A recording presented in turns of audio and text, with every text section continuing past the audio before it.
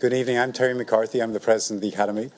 Delighted you could come and join us tonight for the Nina Maria Gorrison Lecture, which is made possible by Nina von Malzahn, one of our great supporters. Our speaker tonight, Fred Donner, is at the University of Chicago, and I promise not to say anything more about the vortex beyond just reminding you that in balmy Berlin we are now 40 degrees warmer than where Fred normally works. So Fred is quite happy to be with us here for this semester, as you might imagine. He's the Peter B. Ritzma Professor of Near Eastern History at the University of Chicago. He got his PhD from Princeton and he taught Middle Eastern history at Yale before going to the Windy City.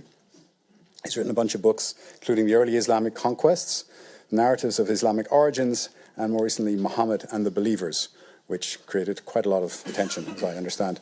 And while he's here, he's going to be examining Berlin's Arabic papyrus collection.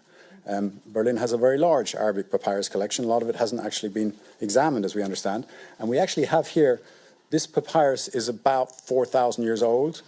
So when we pass it around later, please be very, very careful.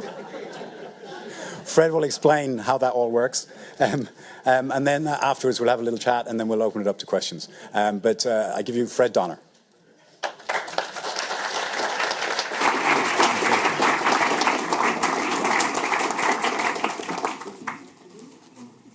Thank you, Terry, very much for your kind words. I think you misspoke, though. I think it's 4,000 minutes old. But we'll hand it around later. And before I go further, before I really start, I'd like to thank Terry and the American Academy in Berlin for allowing me to be here this semester. It's really an honor and a pleasure to be here. A wonderful place. You know, I met earlier today with one of the many wonderful staff members of the Academy, Jessica von Rede, about some routine paperwork that we all have to take care of with her. And at the end, characteristically, she asked, well, how are you getting settled in? Are you enjoying it here? Is everything okay for you? And I told her, well, yeah, I love it here. It's sort of like going to heaven without the inconvenience of having to die first. So it's just great here, really. So thank the Academy. I thank the Academy. I'm sure all my colleagues feel the same way who are here like me as fellows. And I thank all of you for coming tonight, and I hope you are avid and generous supporters of the Academy, because it certainly is a worthwhile organization. So my topic tonight is Islam's origins, myth, and material evidence. As most of you surely know, there has long been a standard or traditional view of how Islam began. In reference to this standard view, the great French historian Ernest Renan said in the 19th century that Islam was, quote, born in the full light of history, end quote. It's not really a quote because it would have been in French, but it's close. But since that time, it has become ever clearer that what I call the traditional Islamic origins narrative, which almost everyone accepted with considerable confidence, is far less secure than we once thought. First, however, I think I need to sketch very quickly the outlines of this traditional view of how Islam began for those of you who are not familiar with it. And I know there are many people in the audience, many of you are my colleagues from the Freie Universität or elsewhere, and are very familiar with it. So set your snooze alarm for about 8 or 9 minutes, and I'll get through this. So at the center of this traditional narrative is the person of Muhammad, who is recognized by Muslim tradition as the prophet who brought God's revelation to his followers. The traditional death date for Muhammad is given as 632 Common Era, so first third of the 7th century. So he was seen, or is seen, as the founder of a new religion, which we call Islam. And he was born and raised at first in the city of Mecca. Here's a photograph of Mecca, not from the time of the Prophet, I'm sorry to say, but around 1900 maybe, or late 19th, early 20th century. Now, the town of Mecca, small even in the late 19th century, of course very small in the 7th century, maybe a few thousand people. but nonetheless, it was a town that had a pagan or polytheistic population, that is, people worshiped many different gods.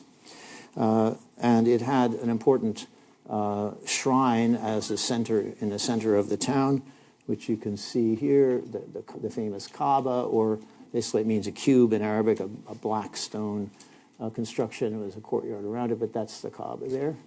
And this was the center of various pagan rites, which the Quraysh tribe, the tribe of Mecca, supervised and profited from by taking care of all the pilgrims who came to the town.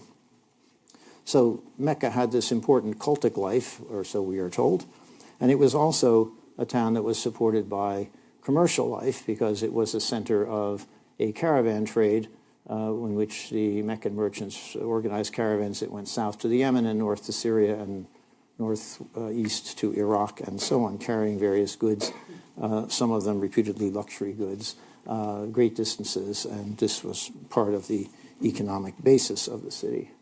So, what am I doing here? Wrong button. Okay, there's another picture, I think a little bit more recent, but closer up, so you get to see the Kaaba shrine in the middle and various other buildings around it.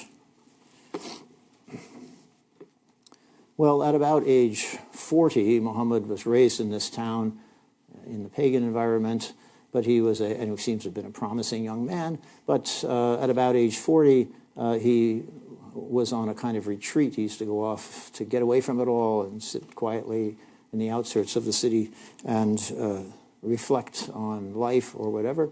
And at one point, he began to receive what he took to be revelations from God. That is, he felt like he was overcome with this sense of a presence, and he was seeing and especially hearing things and kind of in a trance-like state, we are told.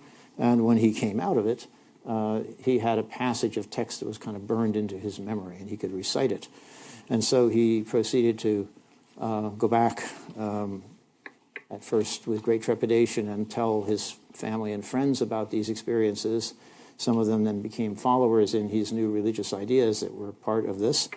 So this is, in Muslim tradition, this is the revelation of God's word to the prophet. This is, and he had these episodes periodically during his life when he would get a new download of more material.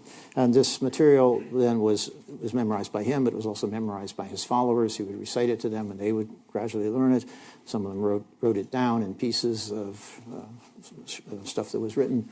And after he died, then all these recitations were collected by a kind of editorial committee, and all the written pieces were gathered together, and they produced a sort of complete single text, which is the text of the Quran, the sacred scripture of Muslims. So for Muslims, the Quran is literally God's word as revealed to the Prophet Muhammad.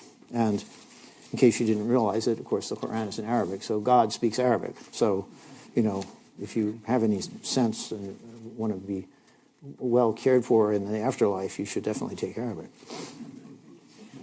Well, what were the fundamental ideas he was preaching? We can deduce most of these from the Quran text itself. The central one, of course, is the idea of monotheism, a very strict understanding of monotheism, that there is only one God, the creator God, who creates the world, creates us, creates everything in the universe. And that because this God is all-powerful and all-creating, we owe him our gratitude in forms of prayer and so on. Obviously, the tradition, the package of religious ideas also includes the notion of prophecy. Since Muhammad was a prophet, the idea that God singles out specific individuals to receive his guidance for mankind. And it includes the idea of a revealed book which contains some kind of guidance or law for the community of believers. Also quite prevalent in certain parts of the Quran is warnings about the impending last judgment. That is the idea that the end of time is going to come maybe sometime soon, and that we better be ready for it. And that what will happen at the end of time is that we will all be hauled before the divine judge, including all the dead who will be raised from the dead. All the souls will be awakened. Everyone will come forth before God, and we will all be judged individually, depending on how we behaved in this life. that we have or had, and then will we be either rewarded by being sent to heaven or punished by being sent to hell. And this, of course, then means that there's a strong emphasis also on piety or God-fearingness, the idea that if you're going to be saved in this life, you really need to behave yourself, right? You shouldn't do things that God finds hateful in social discourse and so on. So there's a strong emphasis on pious behavior, as well as this more abstract notion of a single God who creates everything. Well, the preaching of these ideas by Muhammad, he did win some followers, quite a few, it seems. But it also generated quite a bit of opposition in the town of Mecca, in his hometown, from some of his kinsmen. The simplest way to put it is because, well, maybe they felt their economic ties were somehow threatened, but mainly I think they were appalled at the idea that some of their ancestors, since this was a culture that engaged, it was a tribally organized culture, and they all identified themselves as descendants of some ancestor whom they revered. The idea that these ancestors were pagans and therefore were going to be going to hell was not welcome news to them. So they didn't really like this set of preachings.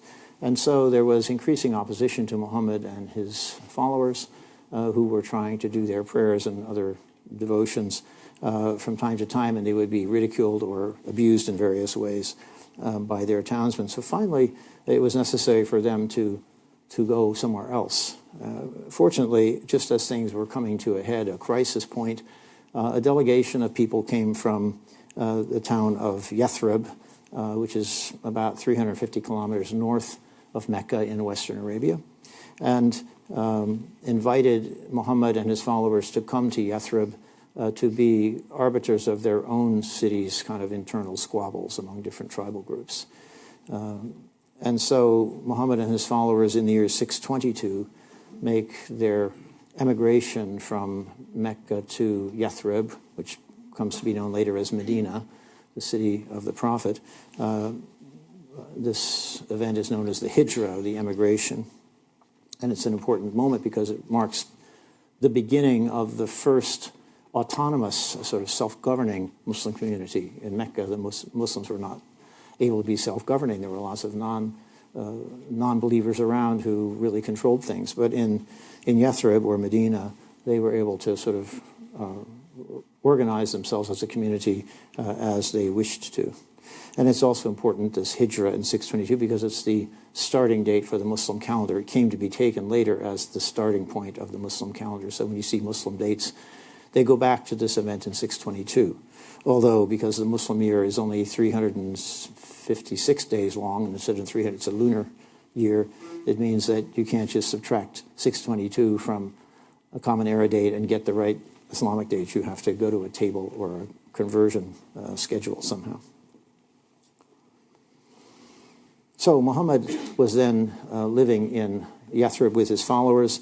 There was tension between him and his followers on the one hand, and some of the people in Yathrib who joined him and became very close to him, and others in Yathrib who, again, felt a certain distance or took a somewhat more skeptical attitude towards his activities. And so he had a long period of 7 or 8 years where he was trying to, and successfully did overcome the opposition of these various groups. Among them, the most famous or infamous episodes have to do with several large Jewish clans in the city of Yathrib. It had clans of people who were Jews, but also people who were not Jews. They were presumably pagans of some kind. They all converted to Islam, apparently, and accepted the idea of monotheism. The Jews, of course, were already monotheists. They didn't have to change at all. But there developed, it seems, according to the traditional narrative, intense or tensions between Muhammad and his followers on the one hand and some of these Jewish clans, which resulted in some rather ugly episodes in which the Jews were driven out of the community, or in one case the Jewish clan was basically, all the men were executed and the women and children taken in as slaves. If these stories are true, and that's a question about this whole later narration of what happened, but come to that another time. In any case, as he was consolidating his position in Yathrib or Medina, He and his followers were also beginning to proselytize outside of the city of Yathrib and win following from among different tribal groups and small villages, mostly pastoral nomadic tribal groups in the vicinity. Ultimately, it was possible to confront the city of Mecca, where he had come from. The Meccans had attacked Yathrib a couple of times, actually. Finally, after several years, the Prophet was able to go back and take over Mecca in a more or less peaceable way. He just came in and occupied it, and the Meccans agreed that they would accept his new faith and admit him to the city. And so he and his followers came in, and they did pilgrimage at the site of the Kaaba, and they were now part of this growing state in Western Arabia with Medina at its center. The Prophet stayed in Medina. He went back to Medina. He didn't stay in his hometown. And so this begins a process of expansion of the Islamic State that was astonishingly rapid, starting after his death in 632. After his death, instead of the state falling apart, his followers organized themselves and began to press out to take ever larger areas, a process usually called something like the Islamic conquest or the Arab conquest. I don't like either term very much, but that's the term that's usually used for it. And in the process of this, we can see from the map, there's a very rapid expansion. This dark green is the area that was controlled more or less by the time of the Prophet's death. Within a couple of years, the rest of the Arabian Peninsula had been taken over by armies organized by his first successor, a man named Abu Bakr. And then shortly thereafter, within a few more years, a decade or two, this whole area, including Egypt, Syria, and Iraq, and much of Iran, was taken over. And they kept pushing to the horizons so that by, say, 740, they controlled all the way from Spain all the way to the Indus River Valley here. So it was a very rapid expansion. The first 30 or 40 years sort of inexplicably rapid, and historians, including myself, have puzzled over this for a very long time to understand how this could be, especially because the expansion started in a place, namely Medina and Western Arabia, that first of all had no tradition of statecraft, and second of all had no obvious resources to support an expansion. So how was this possible? And in the process, they overthrew one of the two great powers of the day, the Sasanian Empire, which had been situated on the Iranian plateau and in Iraq, in this area. They completely overthrew that, and they took away about half of the later Roman or Byzantine Empire, which was centered in Constantinople, but had controlled Syria and Egypt and large areas around the Mediterranean. They managed to take these territories away from these two empires somehow, without obvious means of doing so.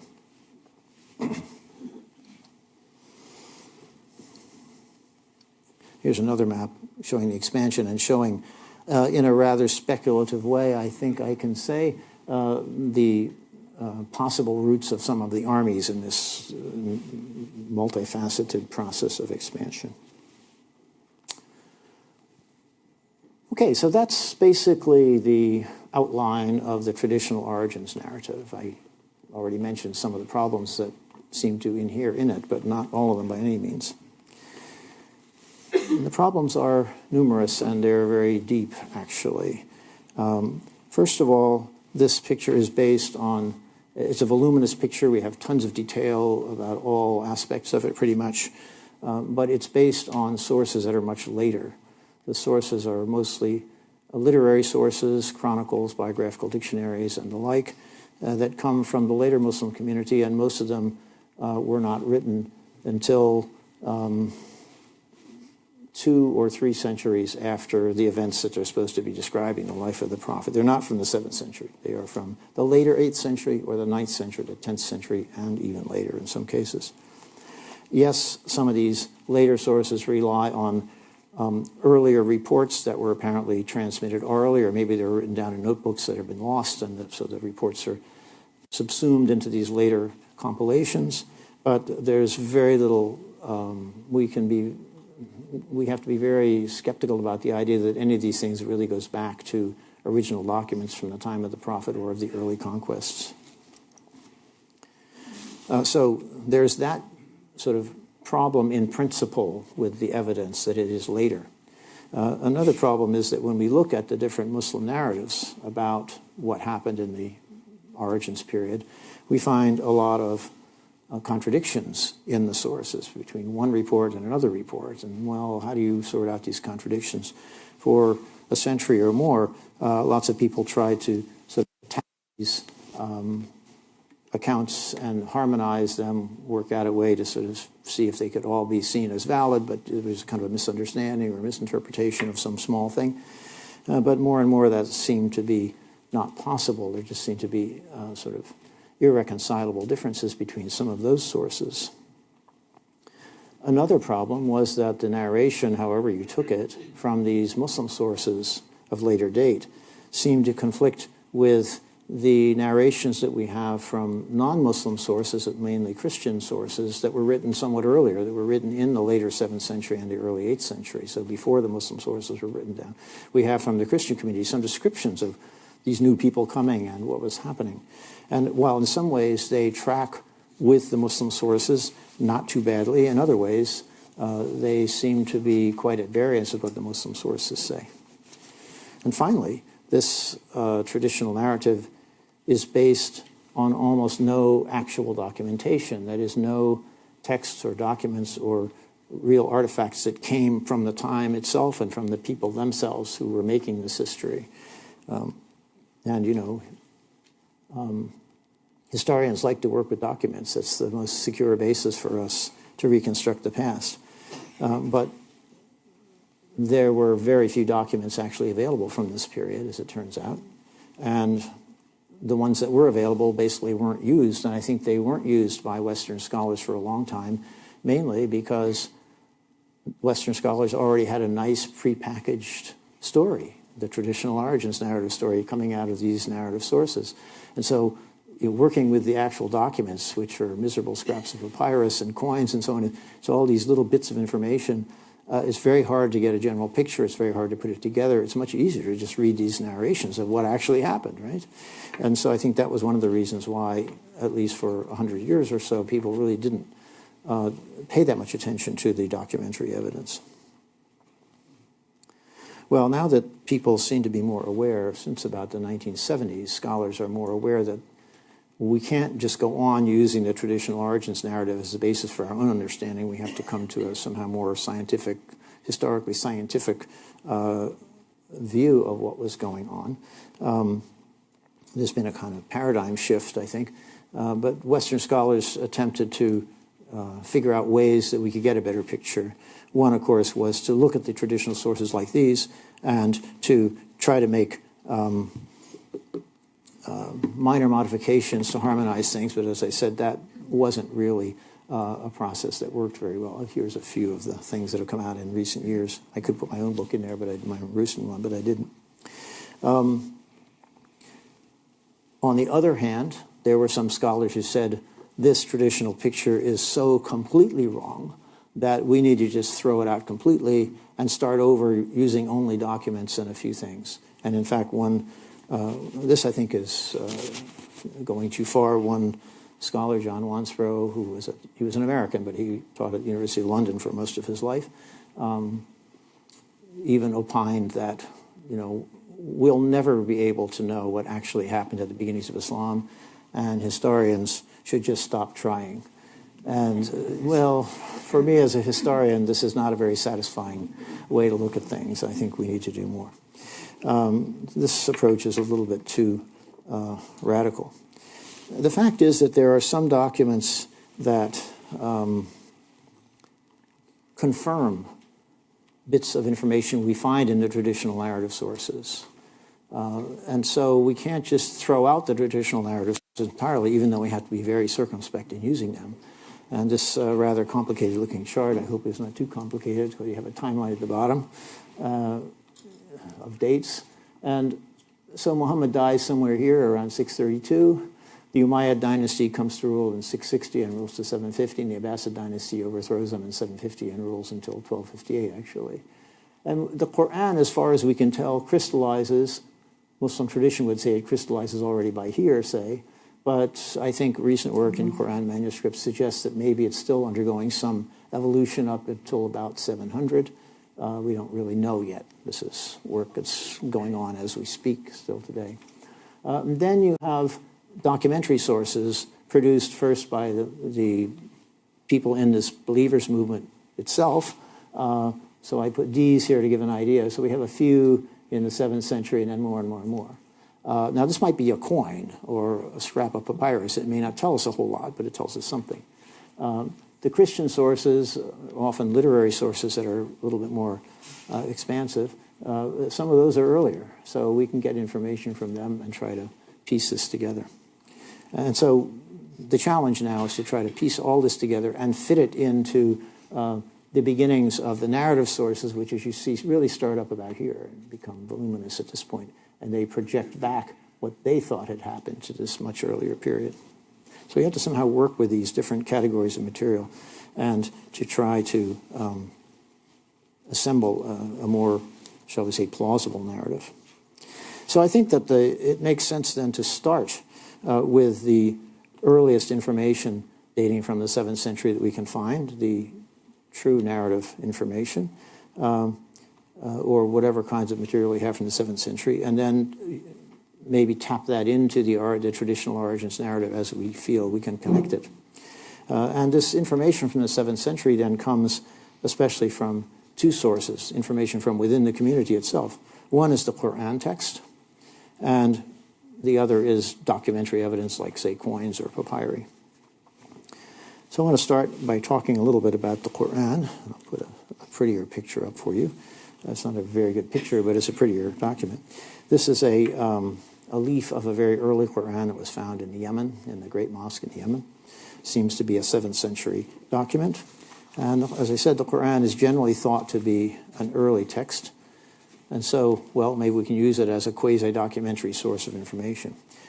We can, I suppose, but the problems with it are several. One in particular is that the Quran text doesn't say much about the events of Muhammad's day when it was supposedly revealed. It's God's word, after all, not Muhammad's word. It gives us many, what you might call, timeless moral lessons about how we're supposed to lead our lives, sometimes talking about previous communities of believers and previous prophets and what happened to them as moral lessons. So we should wise up and know how we should behave on the basis of these lessons. It's full of passages that we can take as moral exhortations, do this and don't do that, but that doesn't really tell you much about what was happening at the time. And then there are some passages, not a few actually, that give us what we might call legal material or guidelines for conduct, how to behave, how to act in our lives. So that's one problem with the Quran. It doesn't actually give us a lot of historical nitty-gritty as we would like to have it. Secondly, the Quran text itself is, I think, very poorly understood by Western scholars. What was this text? If you don't accept it as God's revelation to the prophet, then what was it as a text? When and where did it come from? How did it coalesce into the form in which we have it now? Islamic tradition, of course, knows that this is God's revelation as revealed to the prophet and set down in set form, fixed form, at a very early date, already by the 650s in the eyes of Muslim tradition. But to historians who look at this material with, I think, an open mind, we have to admit that the historical context of the Quran is anything but clear, and the amount of time it took for it to congeal into a text is not clear, although I think by 700 or so, we can certainly say that the text was pretty much set. But before that, I think there's still a lot of question about what was going on with this text, and only more research will hopefully clarify that question. There are even theories of a much later origin for the Quran. This same scholar I mentioned before, John Wansbrough, thought that the text maybe didn't coalesce until the 9th century. I think that's going much too far, and the evidence of the actual Quran manuscript suggests that it's earlier than that. He also proposed that the text didn't crystallize or coalesce in Arabia, in Medina, or anywhere else, but somewhere outside of Arabia, perhaps southern Iraq, where there were lots of Christian and Jewish communities that seem to be referred to in the Quran text. Well, as I said, I think the evidence shows that the Quran text is mostly early, although I think there are perhaps some later interpolations into it from the late 7th century. But even if the text was fixed in its written form, another problem is that the way Arabic was written in this early period, because Arabic did not have a long tradition of being written as a language at this time, the script system was exceedingly defective. There were many letters that several different sounds used the same letter form. There are no diacritical marks that are later given to be able, so you can distinguish between these different letters that are given in the same form. The vowels were not written. Even the long vowels, most of them were not written. So you could look at a set of letters and read it in a whole bunch of different ways sometimes, and which brings a different meaning. So even if the writing was stable, the meaning may not have been so stable. So that these are all questions about the text of the Quran as it seems first to have been around in the 7th century. But I think we can say that the text is early enough that it gives us at least, there are certain things in it that are unmistakable, the idea of monotheism and a bunch of other religious ideas. And I think that we can say that at least it's sufficient to give us a good idea of what the guiding principles, religious principles and moral principles of this new community were. They're the ones I suggested to you at the beginning: monotheism, worry about the last judgment, living righteously, and so on. But when we look at the text of the Quran, we can notice immediately certain things that do not line up with the traditional Muslim view. One is that we notice that the words Islam and Muslim are seldom used in the Quran text, actually. The word Islam occurs only 8 times. The word Muslim occurs about 60 times. And they mean something different than what they came to mean later on, after 700 or so. Muslim in the Quran means someone who submits himself to God's will. The verb aslama means you submit yourself to God's will. That is, you recognize that there's only one God and that He is sovereign over all of us, and we have to, you devote yourself to God in some way. Muslim then means that you're submitted to God, but it doesn't mean you're a follower of a particular religion with the name of Islam. And similarly, the word Islam means the act of submitting to God's will. It isn't a name for a religion yet, it doesn't seem to be. And the way it's used in various sentences makes that quite clear. We can see an example of this in Quran Surah 3, or chapter 3, verse 67, where it says, Abraham was neither a Jew nor a Christian, but rather he was, what it says, Hanifan Musliman, which means something like a monotheist who submitted himself to God's will. So Abraham was, in that sense, a Muslim. He wasn't in the later sense with a capital M, a Muslim, obviously. So Muslim is seldom used in the Quran. Islam even less frequently. Instead, we see that the main term of address in the Quran, the people to whom it's being addressed, and the main term of identity for these people was a related word, which means believers. That was mu'min is believer, or mu'minun is believers, which is used about 1,000 times in the Quran. It's overwhelmingly more frequent. And so this is why I prefer, in the 7th century, really not to talk about Muslims and Islam, but to talk about the believers' movement, because that seems to be what these people, how they thought of themselves and what they called themselves.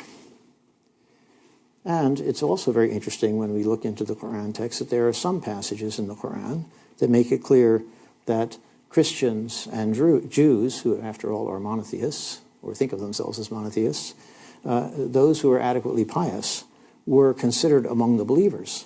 So we have this creation of this new community that could have included some Christians and Jews.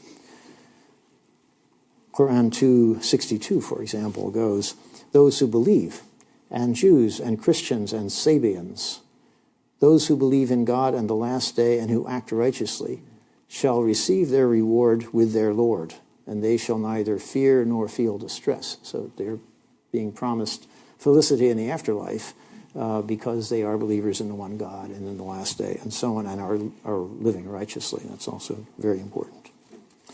So in short, this early community that Muhammad founded seems not to have been limited to what we today call Muslims, but was apparently a kind of maybe a monotheistic revival movement focused on the ideas of God's oneness, the need for piety among his followers, and fear of the Last Judgment, which, again, the prophet may have expected to happen at any time. There are a few passages that suggest the imminence of it. Now, the notion that some Jews and Christians may have been part of the believers' movement, we see implied in the Quran, obviously opens many new possibilities for interpretation. For one thing, it forces us to question the appropriateness of the very notion of conversion for the first several generations of this movement, that is in the 7th century, since conversion implies movement from one clearly defined set of religious doctrines to another, or from one clearly defined religious community to another. But in the early believers movement, as far as we can tell, we seem to have a community in which religious doctrines, beyond the idea of strict monotheism, were still kind of being felt out or worked out, still forming up. And there is evidence of a lot of fluidity between the Arabian believers and others, especially Christians, with whom they came into contact in the lands that they took over in Syria, Iraq, Egypt, and so on. We can't say as much for Jews and Zoroastrians, who are also numerous in the Near East, because we just don't have any evidence for them, unfortunately. We have much more for the Christian communities. They wrote more, or more of it has survived. But you remember I said before that the Quran is notoriously difficult to interpret and to understand, given that our knowledge of what it was and how it arose is so uncertain. So how can we be sure that, in fact, these people did really think of themselves as believers and that their movement included Jews and Christians? Are we maybe deluding ourselves, being misled by willful interpretation or misinterpretation of a couple of passages in the Quran? Well, to answer this question, I think we need to turn here to the documentary evidence from the 7th century. And there are various bits of documentary evidence that come in handy here and that are quite interesting. So for the idea that this was somehow a movement that was motivated by a religious impulse above all, some of the earliest documents, including coins, seem to confirm this. This picture shows when the new community expanded into the Near East, into Sasanian and Byzantine territory, it took over a lot of things, including the mints of these governments that had been there before. It took over the mints and the mint workers and the dies for the coins. And so after a few years, they started minting their own coins using the same mints and the same dies. And so what you see here is a coin which is exactly like a Sasanian silver dram. And you can see on the obverse the head of the great king here, with distinctive hairdo. And on the reverse, you actually have a fire temple with two attendants on either side, not a very Muslim imagery at all. And it's got Middle Persian writing around here of various kinds in Pahlavi, or Middle Persian, which was sort of the official language of Zoroastrianism and presumably of the Sasanian dynasty as well. And yet, you see here on the margin, there's a countermark, we might call it. They've taken the original die and they've added something. And this is in Arabic, and it says Bismillah, in the name of God. So this is, of course, a very common phrase in the Muslim tradition, but it shows that, they're marking their presence by putting this countermark on the coins. And it's an explicitly religious slogan. Now, you can say, well, they were all these people in this expansion movement. There were a lot of people who just jumped on the bandwagon because it was exciting. They could go conquer new lands. They could get plunder and booty and slaves and whatever they wanted. They really weren't interested in monotheism or anything else. That may be, but nonetheless, somehow the leadership of the movement expressed itself in this distinctively religious terminology, which I think helps to kind of reaffirm some of the ideas we find in the narrative tradition. That the movement was led by people, well, did they think of themselves as believers? Well, we find some inscriptions from the 7th century that seem to confirm that they thought of themselves this way, because we find some inscriptions that talk about the leader of the movement as the Amir al-Mu'mineen, the commander of the believers. So if he's the commander of this community, and it's the commander of the believers, presumably believers is what the community thought of itself as being. This is quite a famous inscription. Actually, it was first published, I think, in the 1950s by George Miles. It's found in Ta'if, sort of above Mecca, and the hills above Mecca. And it's an inscription commemorating the construction of a dam by the Amir al-Mu'mineen, or commander of the believers, Muawiyah, who ruled from 640 to 660, I think. And, oops, I think I just did the wrong thing. Oh, good, it came back. Somewhere you can see in here Muawiyah, Amir al-Mu'mineen, commander of the believers. And then it goes on and talks more about the construction of the dam and who built it and so on. So that seems to kind of confirm the character of the movement as a believers' movement, that they thought of themselves as believers in the 7th century. Or we also find some papyri from the 7th century. Here's a scrap. You're going to see it several times today from the collections in Vienna. And one of the things we find on some of these papyri is when they give a date.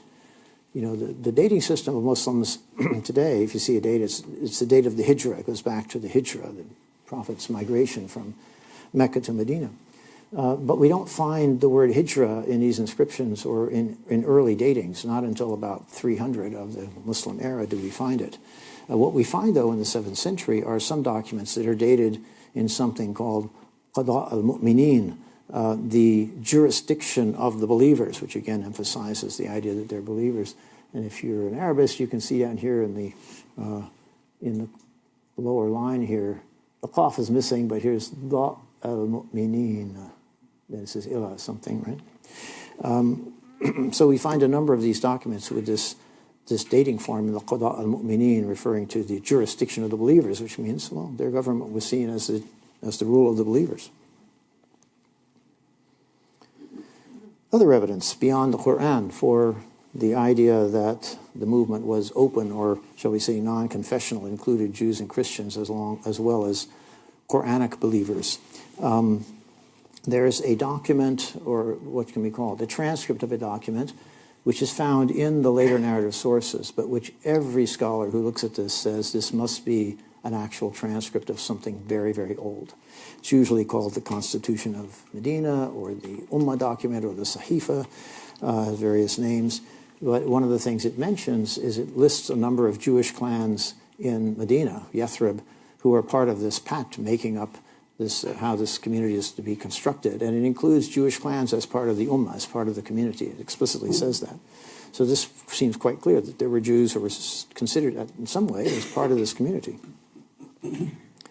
And from many 7th century literary texts in Syriac, so these are the Christian texts that are earlier than the Muslim literary sources, and they tell us sometimes about the beginnings of Islam. We know that many Christians served in the Umayyad court. They served in the Umayyad army. They served in the bureaucracy, sometimes even as what we would call the prime minister. John of Damascus is a famous one, served the Umayyad caliphs or emirs al-Mu'mineen in Damascus. But we have many, many references to this. Also in the Muslim sources we find, especially in poetry, we find references to Christians being part of what we usually think of as the Muslim armies in the 7th century.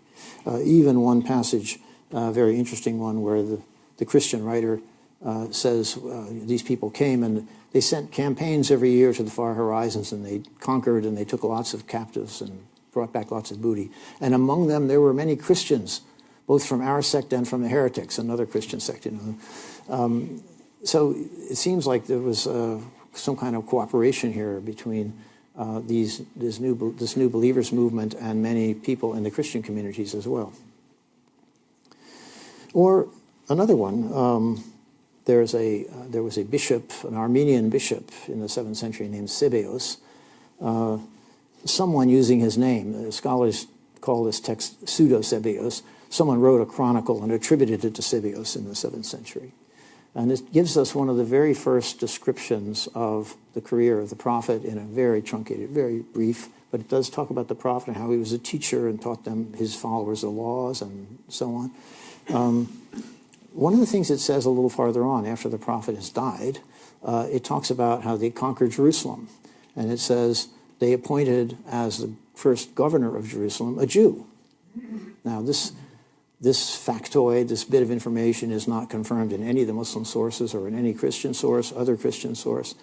One can ask, was this bishop, Christian communities in the 7th century were very strongly anti-Jewish. They engaged in a lot of anti-Jewish polemic. Maybe he didn't like these people, these new people, and he just wanted to discredit them, so he said they appointed a Jew as a way of just smearing them. But maybe they did appoint a Jew as the governor of Damascus, of Jerusalem. We don't know. We have no confirmation of this fact, but it's very suggestive in the light of all these other bits of evidence about some kind of symbiosis or cohabitation of the people we usually call Muslims, or believers from Arabia, and the Christian and maybe other communities of the Near East. So how long did this sort of open construction of the community last? The change to Islam as we know it occurs, I think, around the years 690, 700, or it starts at least then, under the Umayyad dynasty. It's basically a kind of shift in focus. The believers now are defined as those not just who believe in one God in the last day, but as those who believe in one God in the last day and who follow the Quran as their scripture and who accept Muhammad as the prophet who brought the scripture. And actually, to this day, that's still the simplest way to define a Muslim. As you know, Muslims fight each other all the time, as most people in most religions do, Shiis against Sunnis and so on. But one thing they all accept, or the two things they all accept, is that the Quran is their scripture and Muhammad is their prophet. About everything else they may differ, but on that they agree. And that seems to have been the focus of this new construction of what the community of believers was. And in addition to this new construction with this new emphasis on the Prophet and the Quran, they also engaged in a kind of rebranding or renaming of things. They started to fish out of the Quran various words and to change the meaning from what it had been in the Quran somewhat into something else and to use it in this new way. So they found this word Islam, submission to God's will, and they made it into Islam, into the name of a reified religion. And there are many other examples of this. So what they're basically doing is, you might say, Islamicizing Islam or Quranicizing Islam. They're connecting it to the Quran. They took a number of institutions and practices that had developed in the 7th century, found words in the Quran that could be applied to them, and then applied those words to them, and that became the new terminology. The easiest example to follow is the name of the head of state, the Amir al-Mu'mineen. That's a nice term. Everybody knows what it means. It's obvious, and it's grammatically and in every other way, but it's not found in the Quran. And so they found a word in the Quran, Khalifa, which means it's applied to a couple of prophets who were sent to sort of supervise their communities with God's guidance, and that was applied to the ruler of the community. So now we call them caliphs. This comes from the Arabic Khalifa. So instead of Amir al-Mu'mineen, they start calling the ruler the Khalifa, using a Quranic term instead of a term that didn't have the Quranic pedigree, you might say. So as I say, this is part of a broader relabeling or rebranding process that's going on, it seems, starting in the 8th century and afterwards. So what am I doing in Berlin? I'm going to study papyri, and we'll let Terry hand around these 4,000-minute-old sheets of papyrus for you, so you can have some papyrus. Yeah. What I want to do here are two things, actually. Some years ago, I found a bunch of... Oh, let me talk about this picture first. I forgot to go into it. So this is a photograph of the inside of the Dome of the Rock. I'm sure you all know the building. It's the Golden Dome building in Jerusalem that was built by the Amir al-Mu'mineen, or Caliph Abdul Malik, around 692, just as this change is beginning to happen. And inside it, it has these beautiful mosaics all around on the inside of the octagon. And included in the mosaics are is a long passage of writing. And this writing is generally considered to be, it's quotes from the Quran, various quotes from the Quran. Many of them are passages that are very critical of the concept of the Trinity, the Christian concept of the Trinity. So it's really drawing a line between the people we now call Muslims and the Christians who believed in the Trinity. It also talks about Islam, and it talks about Muhammad, the prophet of God, and so on. So it sort of emphasizes all of these things that I've just talked about, how Islam is the name of the new faith, Muhammad is the apostle, and so on, and this is part of the Quran. So what am I doing in Berlin?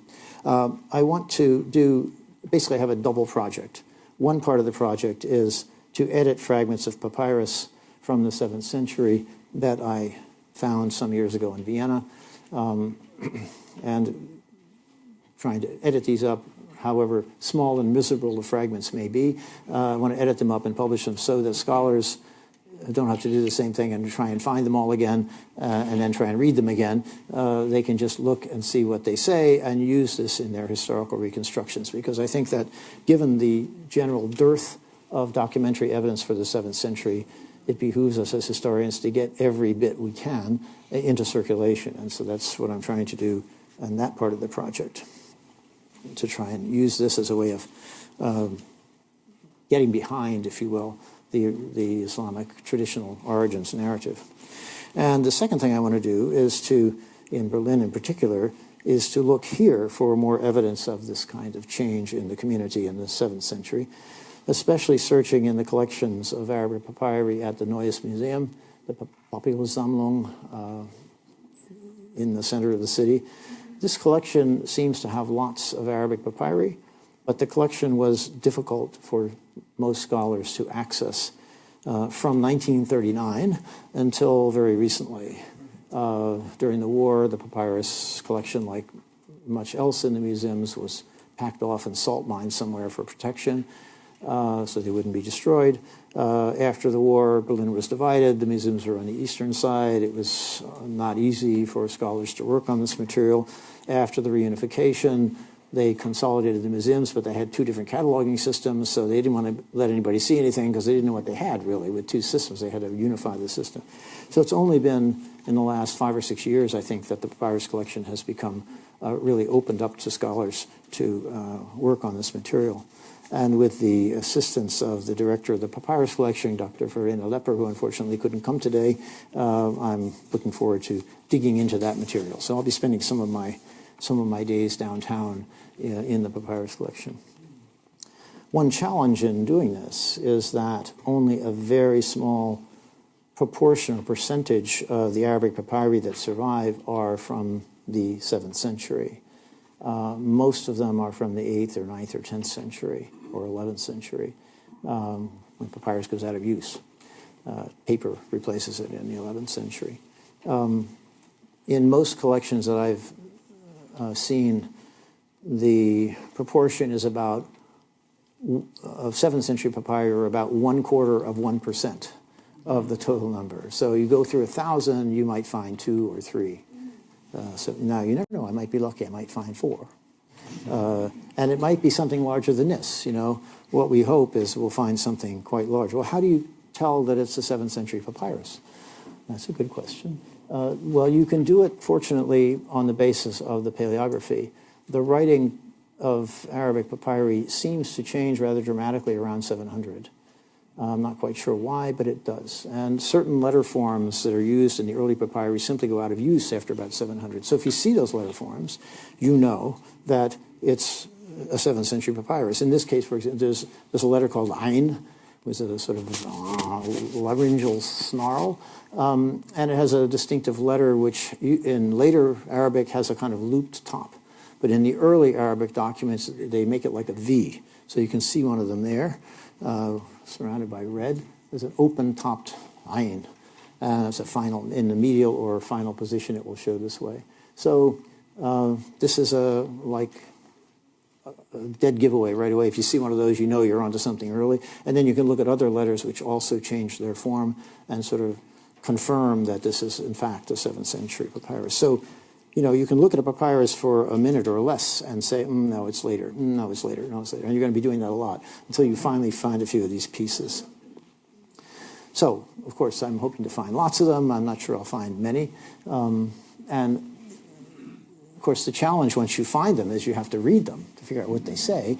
And this is also not so easy because often the writing is torn. I mean, this one is pretty clear. What's available is clear. But, what was over here? Or on the lines above? Or in the line, we don't know. But you get what you get, and you try and work with it. One hopes one would find more complete documents.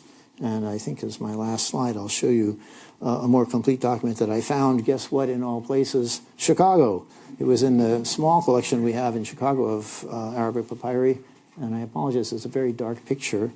As you can see, it's not without its problems to read, because after the initial stuff which tells you who it's from and a lot of polite phrases about I hope you're well and we worship God, blah, blah, blah. And then it says, now then, it's about to get into business, and then you get this big hole, right, where it's telling you what it's about. But then it goes on for like another 20 lines down here, and it's quite informative. It tells about the distribution of a relatively small amount of money amongst a bunch of people who seem to have been associates. It's exceedingly interesting. It seems to me to be maybe the earliest Arabic letter we have, and yet the format of it, the epistolography of it, is exactly like much later Arabic letters. So it looks like the writing of Arabic letters was something that was already well practiced even in the 7th century, which suggests that actually Arabic was being written before the rise of Islam, but we just don't happen to have any examples of it. And this may be the earliest one. It's also interesting in other ways. It has all these, typically, we would say Islamic, monotheistic formulae: in the name of God, the compassionate, the merciful. At the end it says, peace upon you and the mercy and the blessings of God, the mercy of God. Assalamu alaikum wa rahmatullah. But nowhere does it mention the Prophet. Nowhere does it mention the Quran. Nowhere does it cite the Quran. Nor does it have any Christian or Jewish formulae. It's monotheistic, but it doesn't seem to be confessional. Does that tell us something? Well, it might fit into the idea of the believers movement. It doesn't prove it, but it certainly doesn't disprove it. Anyway, I'm hoping I'll find, a couple dozen of these, but we'll see. So, thank you very much.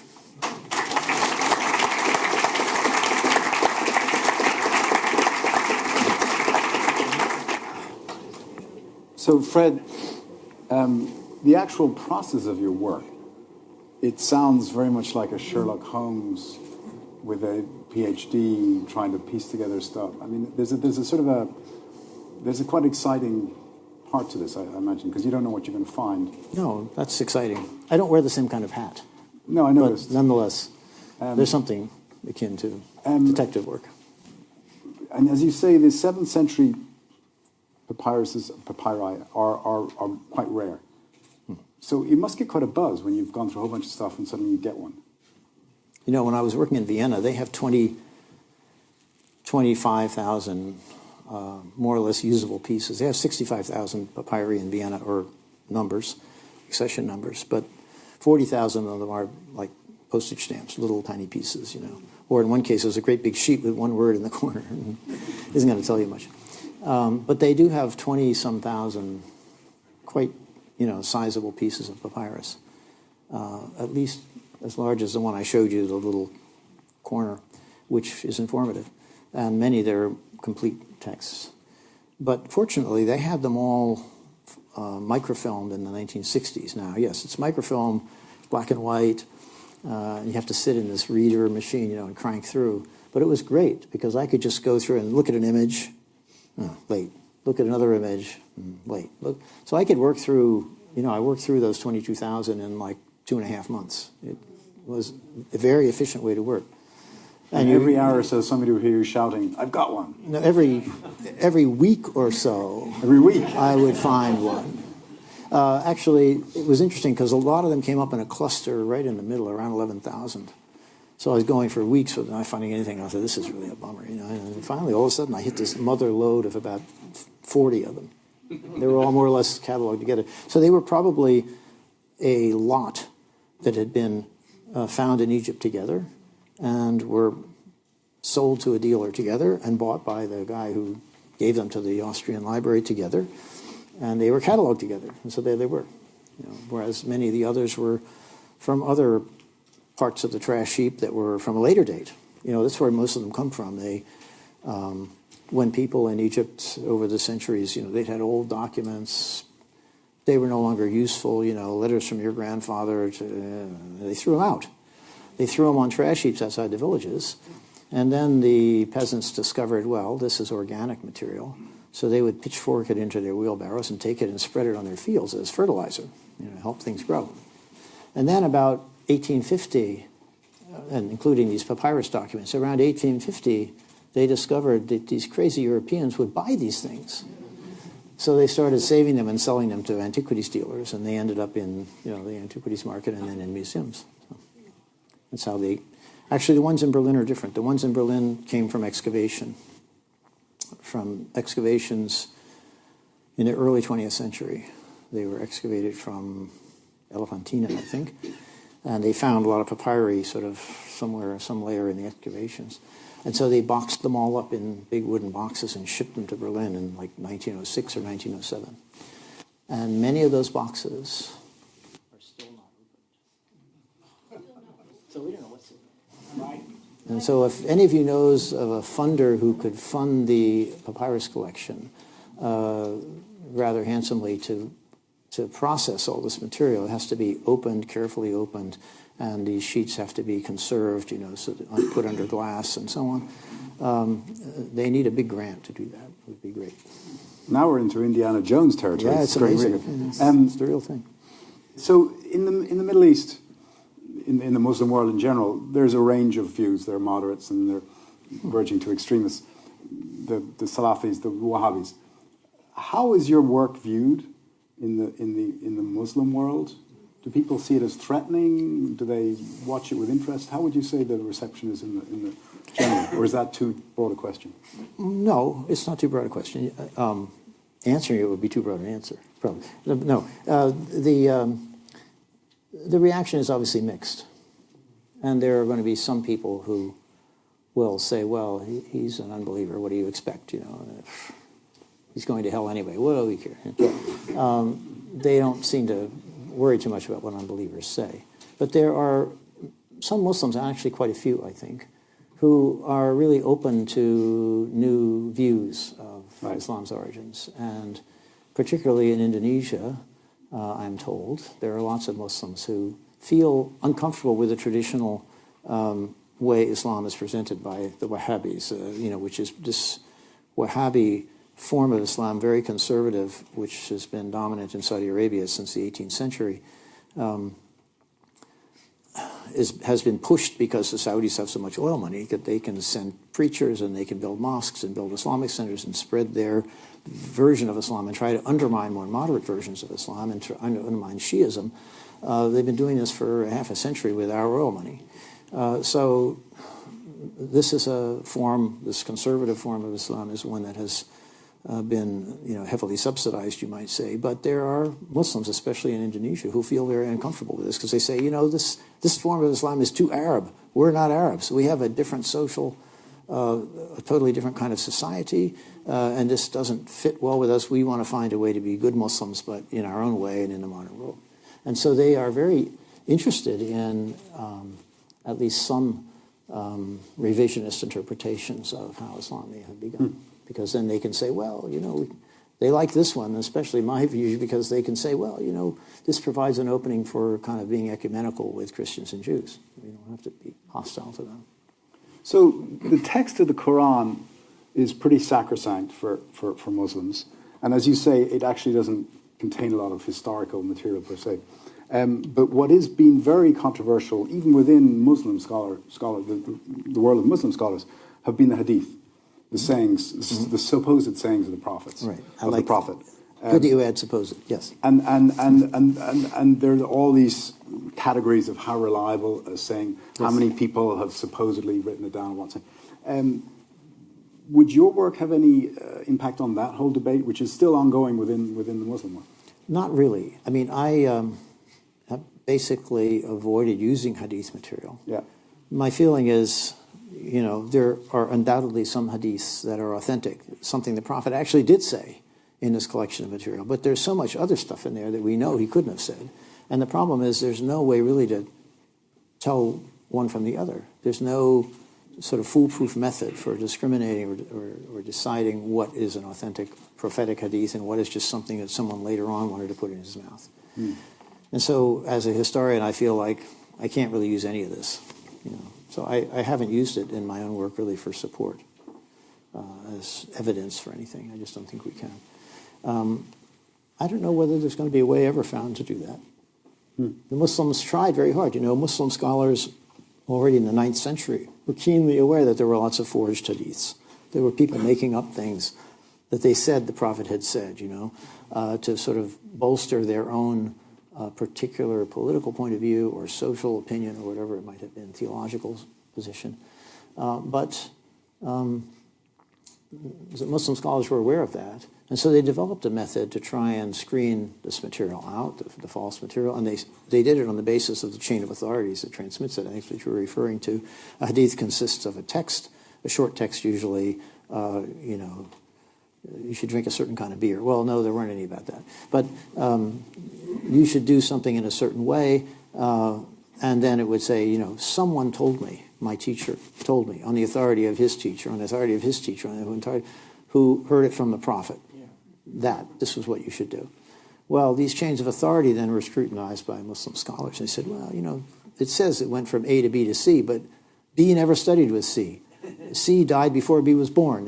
So this is a weak hadith. It can't be true. So they did that kind of, that's due diligence of a form. And they constructed then a collection of hadiths, which is like 1% of the total number, which were considered the sound hadiths, the one that had strong chains of authority. But even in those collections of sound hadiths, there are many that we know must be fabricated, where the Prophet is seen as predicting things that happened 200 years after his death. I mean, yeah, he was a prophet, but I really don't think he foresaw the rise of the Abbasid dynasty. So we know that the method that the hadith scholars developed was not adequate to sort of screen out fraudulent hadiths, and nobody else has really come up with a better system. Modern scholars keep trying. And they work with something of the same method. I mean, they do look at the isnad, the chain of authorities, but they also look at the body of text and they try to coordinate them. And one thing we can do by looking at the isnads is try to decide when this hadith went into circulation. We can see, if you have many different transmissions of it, you can see how the chains of authority kind of converge on someone. And that person is probably the person who put it into circulation. Even though he said he got it from 3 generations earlier, if you don't have any other transmissions, probably he put it into circulation. So he either made it up or his teacher made it up and he spread it. So I have one more question and then I'll open up to the floor because there are a lot smarter people out there than me. It struck me when you put up one of your slides, you had, I think, 6 or 8 books of scholars looking at the historicity of the founding narrative of Islam. And of course, a lot of the scholarship on the historicity of the Christian religion was done here in Germany, 18th, 19th century. How would you compare those types of scholarship, if you could, if that's not too outlandish a question? They're very much very similar. They're looking at, in the case of the Christian tradition, you're looking at, first of all, the Hebrew Bible and the New Testament Gospels and analyzing those narratives. And the thing is that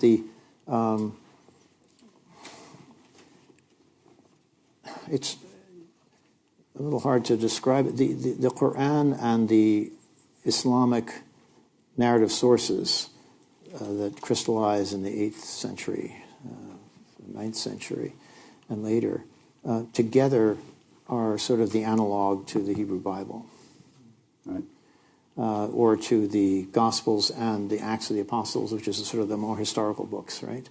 I mean, the whole New Testament is really kind of a historical book. The thing about the Quran is it's not a historical book. It's not structured as a narrative, and it doesn't try to relate the history of the prophet. So that comes in the narrative sources, the Chronicle of Tabari and many other kinds of chronicles, and the biographical dictionaries. That material is all really the analog to many of the historical books of the Hebrew Bible and the gospel narratives. But there's a similar, in some ways, actually wondered about this. It usually is thought that the scholars of the Christian and Jewish tradition, of the Hebrew Bible and New Testament, were the ones that blazed the way in tradition criticism, source criticism, and all this, and that Muslim scholarship, Western scholars working on this, then picked up those tools and applied them. But actually, one of the first scholars in the Islamic tradition to work on the Islamic tradition in the West was a great Hungarian Jewish scholar, Ignaz Goldziher, who wrote some of his early works in the 1880s. Now, one of the first books of higher criticism in the West is Hermann Gunkel, I think, and he's like the 1890s. So maybe he got it from Goldziher rather than the other way around. You know, it's really interesting what the pedigree is. But there were so many more scholars working on the Christian tradition that there was a much more rapid development of the scholarship, the critical scholarship on the Christian and Jewish texts than there was on the Muslim texts. There just were infinitely more people working on it. So you had a much more debate and dialogue and so on. And so it developed more quickly and more precisely. Muslim materials were not worked on except by a few people, so the progress was very slow until about the 1970s when kind of the roof was blown off by a couple of revolutionary sort of epic-making books that really got everybody doing this now. So it's become a kind of a growth industry since then. But we're late to catch up. You know. So we have a microphone. Johan has a microphone. If you'd like to ask a question, put up your hand. Please ask a question. No lectures. There's a gentleman back there, I think. Ivo Reginkan, not a historian, but perhaps if you allow an interdisciplinary question. Given the lack of evidence, I'm, as a lawyer, inclined to rather think of the 3 question marks. And starting with the 3 question marks, I would always address the issue of interdisciplinary approach. Is there any collaboration, let's say, with volcanists around the globe that could potentially derive some information, some at least not as evidence, but at least as a theory that perhaps climatic change might have forced by a sentient population to defect from their religion, opening the gates of Damascus to the new movement of independence or whatsoever, or is this simply myth? Thank you. I'm somewhat hard of hearing. It doesn't affect me when I speak, but when you talk, I have a hard time hearing it. So I have a hard time understanding the question. Could you want to repeat it? Maybe more briefly and louder so I can get it? Any interdisciplinary approach on the lack of evidence that perhaps volcanists around the globe could link mega-volcanic explosions in Nicaragua at the time, leading to potential climate change in the region, leading potentially, or connecting potential mistrust of the population of the Byzantine Empire, of the Sassanid Empire with their own empire, perhaps leading to dismembration that eventually led to this independence movement that took up a new religion as a merely influential impetus of saying, okay, we follow the new religion in order to become independent from the former religion that we used to be inclined to. Volcanoes cause it all. Well, yeah, we do have lots of volcanic, what can you call them, remains throughout the Near East, in Arabia, in the Hijaz, where Islam is thought to have begun, and in Jordan and places like that. Basalt desert and so on. But these volcanoes, I think, are from like 20,000 BC. They're much before the rise of Islam, and I don't know of any evidence of volcanic eruptions in this part of the world in the first millennium of the Common Era. I don't think in the Byzantine or Muslim. So we don't find any evidence that I know of. Yes? I mentioned Nicaragua. There's one in Nicaragua that may have... Oh, Nicaragua, maybe, yes. But not in the Arabian area. Now... Let's get another question.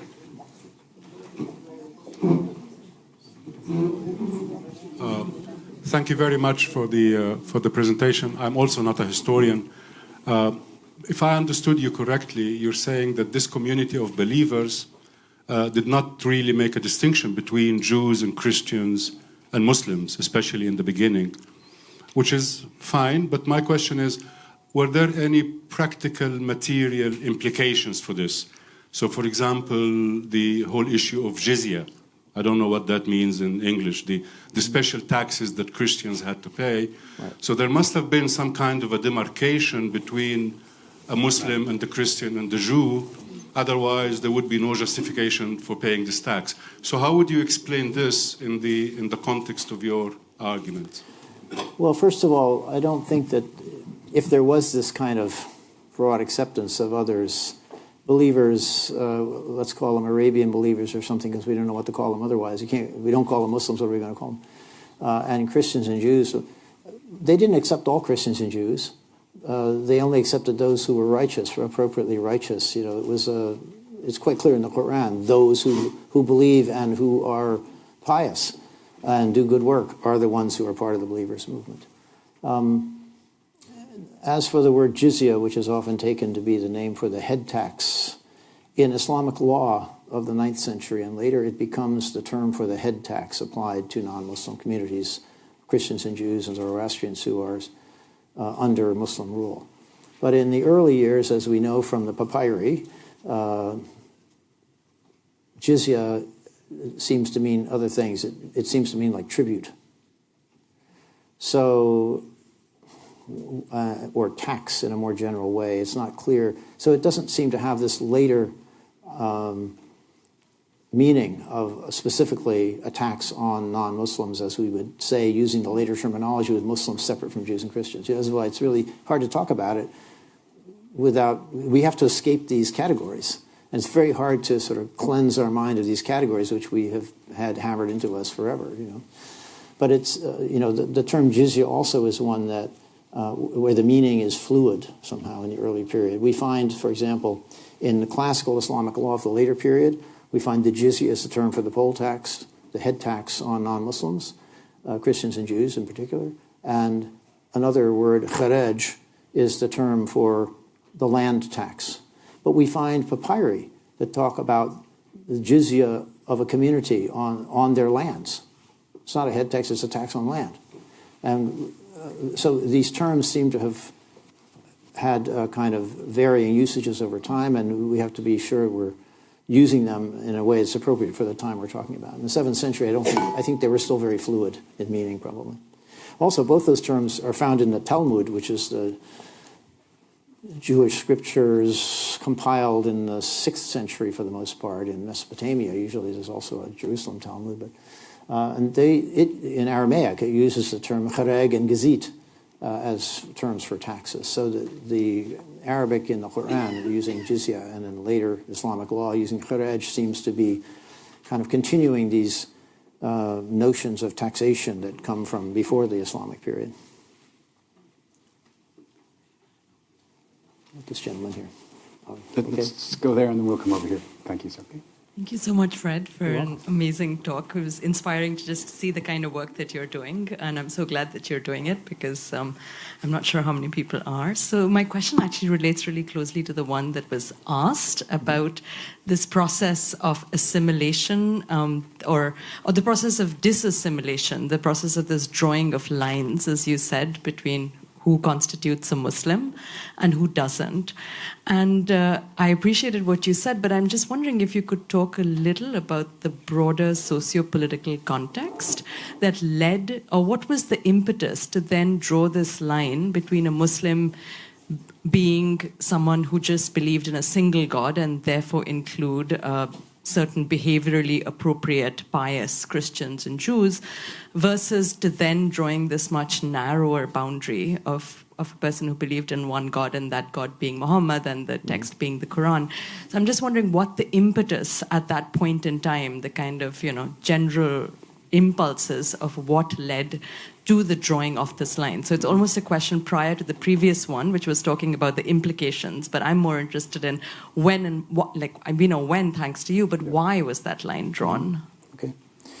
Well, I think, I can't say that I know, but it seems to me that this is a distinction that starts to arise around 700, 690s and 700. At the time of the Caliph or Amir al-Mu'mineen Abdul Malik.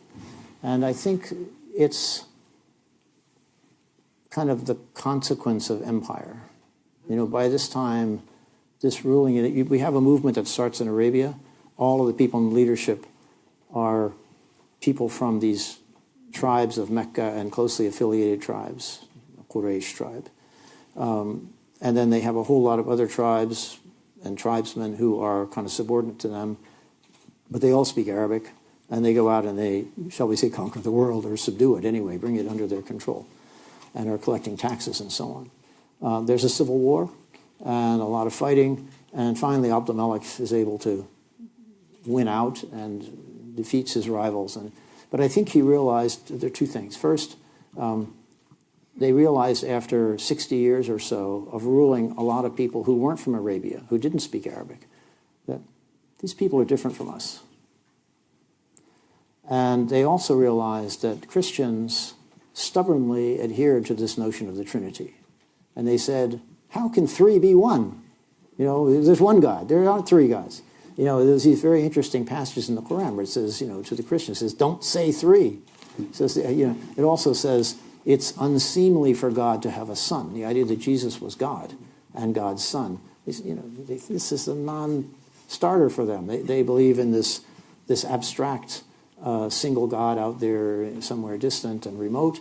And, you know, he's nothing like a human being. He's not going to have a son. This is like, how can you talk about it? So they attacked specifically those doctrines of Christianity in very brief terms in a number of places in the Quran. And I think it was the sort of gathering awareness of that made Abdul-Malik and his advisors say, we're securely in control now.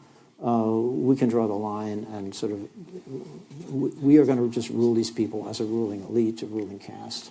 And they're different from us. It may also have come from the Christians and Jews themselves, who may have accepted the believers when they arrived from Arabia as new rulers because they'd had new rulers arriving periodically anyway from elsewhere. So why not another one? You pay taxes to new people, so what? But at some point they realized, well, no, these people are different and they have a different religious take on things. And the awareness of difference may have come from both sides. That's not really an answer, but it's my stab at it.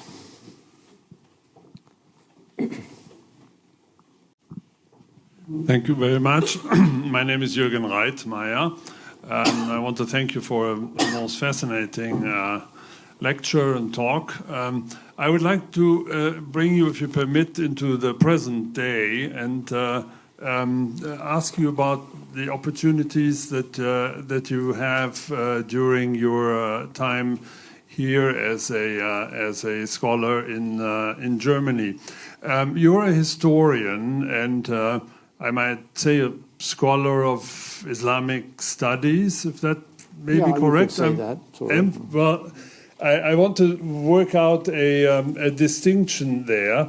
In that, with Islamic studies, there you would probably have, or in the field of history that you represent, you have some or numerous peers in Germany. With which you quite naturally interact. But you may also be aware, I'm sure you are aware, that the German state governments who are in charge of education in their individual states are building up and funding a body of scholars of Islamic religion, theologians of Islam. Whose intent and purpose would be to teach students of Islamic religion to become imams or themselves teachers. Have you interacted with this probably much smaller group of people? Have you found them to be receptive to your ideas? Are they especially valuable interlocutors and fruitful in your discussions? I would perhaps ask you to draw this distinction between Islamic studies and Islamic theology as academic subjects. Thank you. You're welcome. Thank you. That's a very interesting question. I haven't had a lot of contact with the what you might call the seminarian training cadres. Although 10 years ago, 11 now, I came to a lecture here in Berlin that was given by the former Grand Mufti of Yugoslavia, Mustafa Ceric, who, as it turns out, was formerly a student of ours at Chicago, so I knew him quite well. And when I learned about this lecture, I notified somebody who was in New York, and they said, oh, you must come to the lecture then. So I came. And he stood up to give his talk, which was a very nice talk, a very sort of ecumenical, open-minded talk. He's a wonderful man. And he graciously recognized me. He said he was so honored to give a lecture in front of his former professor, and I had to stand up, and everybody. So after the lecture was over, a woman came to me, introduced herself, who said she worked for the German Interior Ministry on the German government's relationship with Muslims. The interesting thing was that her name, she was a Muslim herself. Her father was German, her mother had been Turkish, and her name was Leila Donner. With another name, her husband's name after, but it was like, wow. Somebody with my name was a Muslim. But no, I haven't had a lot of contact with people in that line of work, sort of trying to train responsible imams to care for their own Muslim communities, which is a way of thwarting Saudi Wahhabi indoctrination with these very conservatively trained imams who were sent from Saudi Arabia and fill people with a much less open-minded form of Islam, I would say. It is, though, that's a question for Muslims to decide, not for people like me. I'm not a Muslim, so.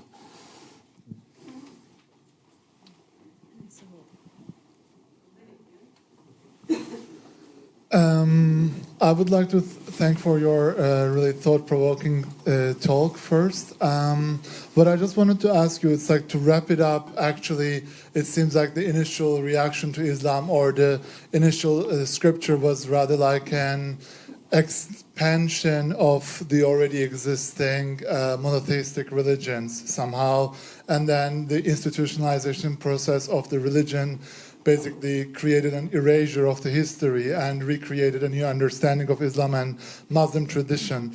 But what I wanted to ask you is, I don't know whether you would be able to comment on this topic, but I already somehow thought about the golden age of Islamic philosophy and also the 13th century and Sufism, where you have a new understanding of Islam, which does not really concentrate on the demarcation between these three religions, but rather the similarities and the intersections. So would you be able to comment on that? Do you think that this erasure happened once and then that created a fixated understanding of institutionalized Islam without any new strand of Islamic philosophy emerging with a new interpretation? Because I feel like Sufism has a potential that kind of breaks through this institutionalized understanding. Mm-hmm.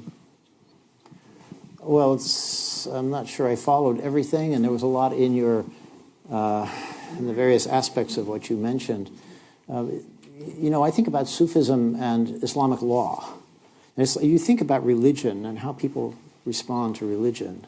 And it seems to me there's two ways that people do it. And Sufism on the one hand and Islamic law on the other represent, sort of manifest as two ways in the Islamic community. One way is a very kind of spiritualistic way. It's touchy-feely or something. It's very internal and personal to you, has to do with your feelings and a sense of connection with the deity and all of that. And legalistic details are not so important. And another way is to stress the legalistic details. And that's what the Sharia is much more about that. It's focusing on exactly what you have to do to attain salvation. How you should walk, how you should brush your teeth, how you should pray, how you should do all of these things. If you make a contract, you should do it this way because this is the just and the right way, and this is what will help you be a good person and attain felicity in the afterlife. So it's very legalistic and focused. So these represent two completely different takes on religion generally. I think you find this in every religion, this divergence between these two forms. And who's to say which one is right? Ghazali showed that they were mutually compatible. It was his great contribution, was to show that Sufism, that mysticism was not something that was a violation of the law, literally. So that it was legal from the point of the jurist to be a Sufi, although the Wahhabis don't accept it. That's a very strict formulation of Islamic jurisprudence that does not accept Sufism as an acceptable form of Islam. Let's take one more and then we'll adjourn next door. So where would you draw, please, the line between the historic Muhammad and the mythic Muhammad, as difficult as it may be? Evidently, there's a mythological aspect, Muhammad traveling through the skies and into the sky. and there's a historic aspect clearly, but some people go as far as to say the religion of Islam, you mentioned it, didn't arise in the area of Mecca and Medina, rather in the area of Jerusalem. Right. So where would you draw the line? South Arabia. And Or South Arabia. And again, how would you portray the political interests that led to the way the figure of Muhammad was construed over the decades, if not to say over the centuries? You know, there are people who argue that Muhammad never existed, like there used to be people who argued that Jesus never existed, because, you know, we don't have actual documentary evidence for it. We only have the evidence from within the religious tradition. But the people who argue that, I think, are rather willful in overlooking a couple of pieces of evidence, not documentary exactly, but there is, for example, a scrap of Syriac text that dates from something like 634, which is only a couple of years after the Prophet died, that talks about, in Syriac, the Tayyaye de Mehmet. It talks about the nomads of someone named, looks like Muhammad, right? So this is like almost immediately after he dies, there's a non-Muslim, shall we say, not from the believers community, a reference to an event involving a raid by these people, and they're associated with the name of a person named Mehmet. So I think we have to accept that, yeah, the Prophet was there. Now, how much more of the shall we say, mythic construction of Muhammad's life that we find in the traditional narratives, which as I summarized for you here earlier, we want to accept is a really tough question, and there's no answer that we can, no obvious answer we can give to it. My own sense, though, is that when, let's put it this way, when the day of judgment comes and all truths are revealed, including historic truths, if we get to that point, we will find, I think, that the traditional Muslim narrative is not completely off base, that maybe 80 or 90% of it is pretty much sort of what happened, but that there are certain points at which it has given a totally different spin to aspects of that development. And I think, for example, the notion of communal identity is one of those areas where the real picture might have been quite different from what we're given in the sort of traditional narration, the mythic picture. And there may be other aspects, too, where there's a sharp divergence. But I wouldn't be surprised if something like the conquests is found to have happened anyway, more or less as they're described. You know. We can't be sure, but that's my hunch at this point. Ask me on the Day of Judgment. Which is coming soon, I hear. I'm sure somebody in the audience has been practicing their 7th century Arabic on that papyrus to try and fake you out. But I know there are other questions. Let's adjourn to the next room, and Fred, I'm sure you'll be available for further consultations. Thank you all.